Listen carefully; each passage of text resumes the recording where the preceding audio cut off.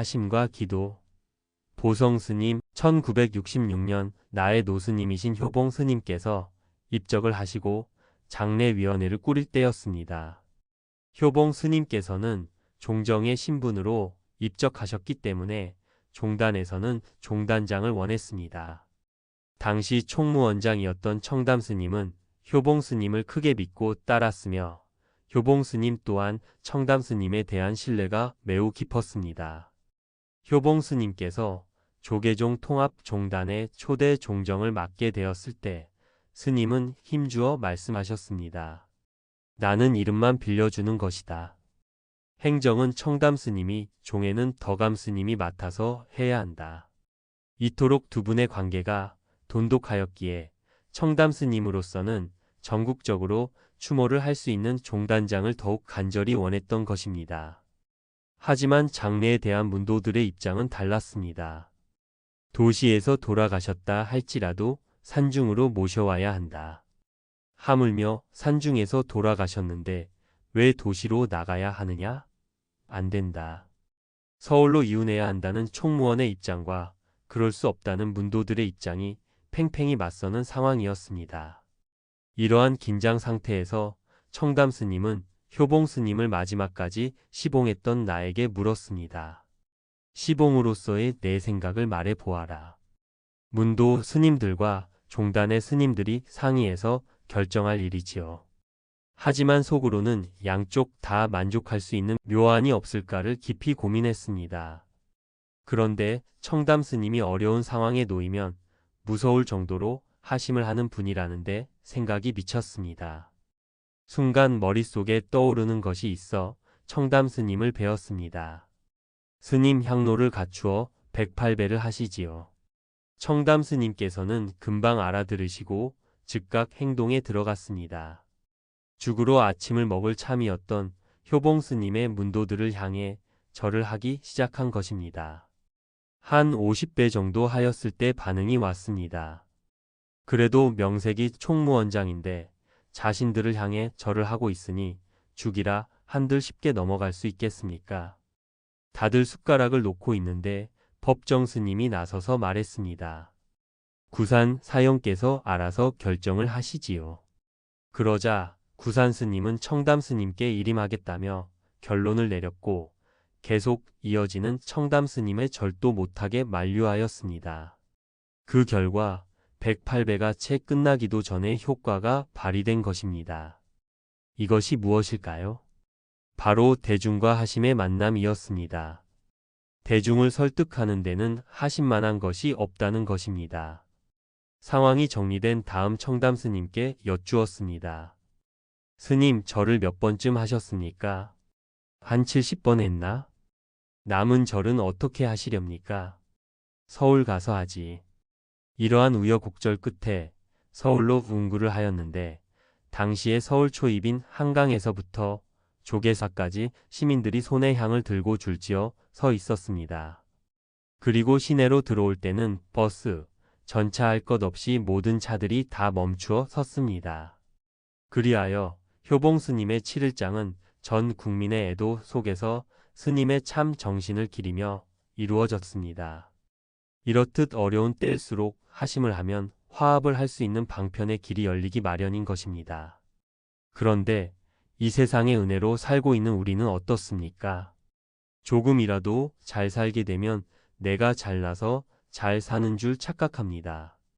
이렇게 되면 소통의 문이 닫혀버립니다. 나 혼자만의 세계에 빠져드는 것입니다. 반대로 하심을 하여 세상의 은혜로 내가 산다고 생각하면 우쭐댈 일이 없어지고 소통의 문이 활짝 열립니다. 하심을 한다는 것, 상대에게 나를 낮춘다는 것은 반쯤 내가 그 사람이 되는 것입니다. 이 하심이야말로 상대에게 다가가고 상대를 설득시키는 가장 좋은 방법입니다. 아상을 끊는 하심, 하심은 한자의 뜻 그대로 나의 마음을 내려놓아 가장 아래쪽에 두는 것입니다. 나의 마음을 낮추어 남을 공경하고 뜻을 겸손히 가져 화합하는 삶을 이루는 것이 하심입니다. 그럼 어떻게 하여야 하심을 이룰 수 있는가?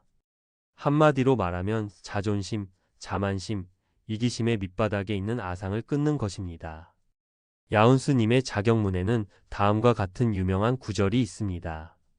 너다 나다 하는 상이 무너지면 위없는 도가 저절로 이루어지나니 무릇하심을 잘하는 사람에게는 온갖 복이 저절로 돌아오느니라. 인아삼붕처 무의도 자성 범유하심자 만복자기에 인아산이 무엇입니까? 바로 아상의 산입니다.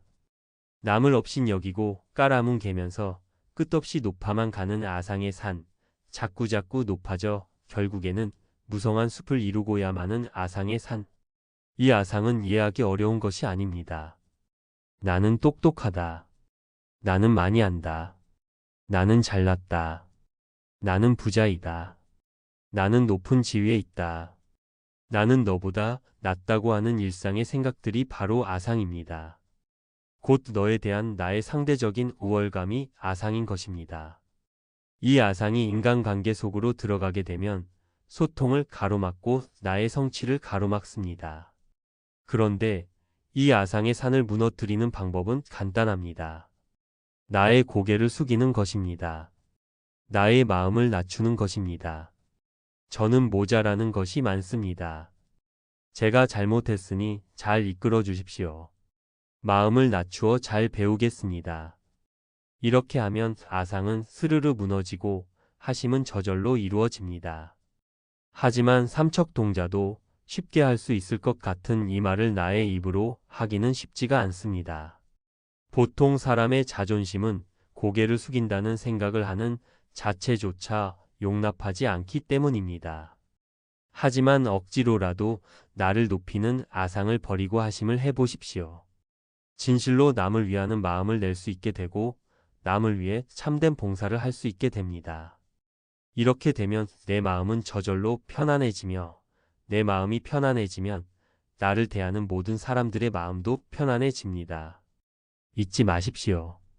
무슨 일이든 안 될 때는 조건 없이 하심하십시오. 특히 무엇인가를 성취하고자 하는 이에게는 하심이 중요합니다. 하심을 하면서 일에 임하면 안 풀리는 일이 없습니다. 반대로 자존심을 세우고 아상이 가득한 상태로 살면 복덕의 문이 쉽사리 열리지 않습니다. 부디 아상에 빠지지 마십시오. 그리고 못 살겠다는 말을 하지 마십시오. 특히 부처님 전에서 못 살겠다는 말을 함부로 하지 마십시오. 숨을 못 쉬어야 못 살지 왜 못 삽니까?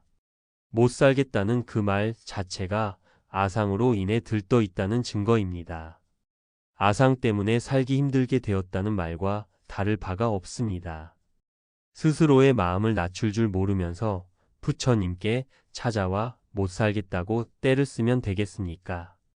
간절히 살펴보십시오. 교만한 마음을 버리고 자신에게 주어진 일은 분명하게 책임질 줄 알아야 합니다. 하심을 하면서 자신이 가야 할 길을 스스로 찾을 수 있다면 능히 대성공자가 될 수 있습니다. 물은 높은 데서 아래로 흘러갑니다. 곡식은 익을수록 고개를 숙입니다. 나는 잘났고 너는 별것이 아니다고 하는 아상이 무너질 때 소원은 저절로 성취되며 아상을 다스리는 하심을 할 때 만가지 복은 스스로 찾아들게 되는 것입니다. 하심과 기도, 이제 마지막으로 하심과 기도에 대해 잠깐 언급하겠습니다. 요즘 많은 불자들이 기도를 합니다. 참으로 좋은 현상입니다. 하지만 그냥 내 이기심으로 기도를 하면 안 됩니다. 기도를 잘해야 합니다. 좋은 쌀은 좋은 이삭에서 비롯되듯이 기도를 통하여 좋은 결실을 거두려면 기도의 이삭이 좋아야 합니다. 어떤 것이 좋은 이삭인가? 부처님 전에 가서 매달리기만 하는 것, 이것이 좋은 이삭인가요? 아닙니다. 내 업은 내가 받고 내 일은 내가 해결하고자 하는 것, 이것이 기도 성취의 좋은 이삭입니다. 부처님 가르침 중 나의 향상에 도움이 되는 것을 잘 수용하여 지켜나가는 것, 이것이 기도 성취의 좋은 이삭입니다. 스스로 원을 세우고 내면의 위대한 힘을 발현시켜 나가는 것, 이것이 기도 성취의 좋은 이삭입니다. 이렇게 하면 부처님도 힘을 주십니다. 이러한 이삭을 심고 기도를 하면 틀림없이 부처님께서 적절한 온도와 적절한 비를 베풀어 기도 성취의 쌀알이 잘 연글 수 있도록 도움을 주십니다. 잊지 마십시오. 원이 바르지 못한 사람이 기도를 하면 암암만 늘어나고 아상만 커지게 됩니다. 나의 그릇에 아상이 가득 차 있다면 부처님께서 복을 준들 받을 수 있겠습니까? 그래서 기도를 할 때 자존심을 세운 채 부처님께 무조건 복을 달라고 매달려서는 안 된다고 하는 것입니다. 하심을 하여 그릇을 비우고 기도를 하십시오. 그릇을 비우는 만큼 복이 담기고 그릇을 완전히 비우면 복이 가득 담기게 됩니다. 하심을 하여 불보살님을 생각하며 참회를 하고 한 배 한 배 절을 올리며 불보살님이나 세상의 인연에 감사를 드리다 보면 어느 순간 눈물이 펑펑 솟아지면서 업장의 밑바닥이 뚫리게 되고 업장이 녹으면 불보살님의 가피를 입어 원성치를 할 수 있게 되는 것입니다. 이기적인 기도보다는 하심하여 참회하고 감사하고 새로운 원을 담아야 만복이 스스로 깃들고 멋진 삶이 전개된다는 것을 꼭 명심하십시오. 하심은 불교 수행의 근본입니다. 어찌 보면 하심이 불교 수행의 전체일 수도 있습니다. 하심을 하여 나를 비우면 내가 커지게 됩니다. 반대로 하심을 잊어버리면 깨달음의 세계를 향해 나아갈 수도 없고 깨달음의 세계에 이를 수도 없습니다.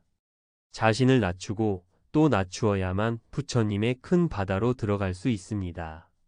부디 하심의 기도와 하심의 삶을 통하여 원성치와 더불어 크나큰 깨달음을 열어 가시기를 두 손 모아 축원드립니다. 나무행심 반야 바라밀 보성스님